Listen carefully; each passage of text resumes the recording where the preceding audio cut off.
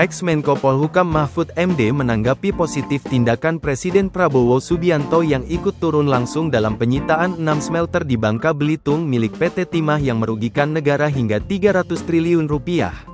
Penyitaan smelter Timah ini merupakan bentuk keseriusan pemerintah dalam memberantas kasus tambang ilegal dan penyelundupan hasil sumber daya alam.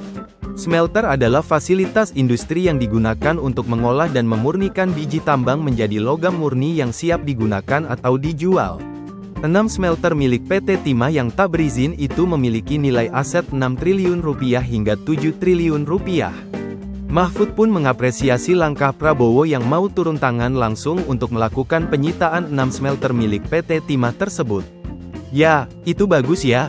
Artinya Presiden turun langsung untuk memulai eksekusi satu vonis dengan mengajak aparat penegak hukum tentunya, yang bisa melakukan eksekusi dalam hal ini Jaksa Agung, kata Mahfud dalam tayangan podcast Terus Terang di kanal YouTube pribadinya, Mahfud MD Official, Selasa tanggal 7 Oktober tahun 2025. Mahfud kemudian menyinggung saat Prabowo memprotes kala salah satu terdakwa kasus korupsi Timah, Harvey Moise, hanya mendapat hukuman 6,5 tahun penjara dari pengadilan tipikor. Prabowo lantas menyerukan agar para terdakwa kasus korupsi Timah itu bisa dihukum lebih dari 20 tahun penjara, mengingat mereka telah menyebabkan kerugian negara hingga 300 triliun rupiah. Itu bagus dan apa melakukan pengambilan lahan dan aset katanya senilai 300 triliun ya. Memang dulu kan pernah ada vonis tuh untuk Harvey Moise kan total kerugian negara tuh 300 triliun menurut vonis pengadilan. Yang kemudian Harvey dihukum dari 6 tahun dinaikkan menjadi 20 tahun atas seruan Presiden. Karena memang layak Presiden menyerukan itu, ungkap Mahfud.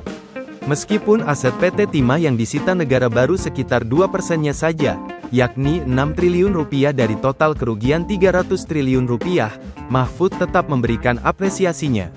Dengan keterlibatan Prabowo dalam proses penyitaan ini, Mahfud menilai Prabowo telah menabuh gong bahwa penyitaan ini baru awal.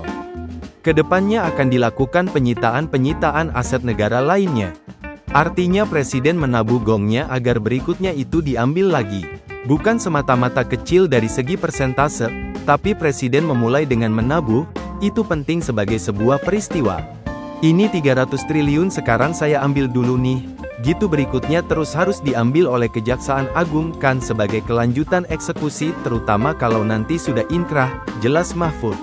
Mahfud mengungkap yang seringkali membuat tambang ilegal ini sulit diusut adalah adanya backing atau perlindungan yang dilakukan oleh pihak tertentu.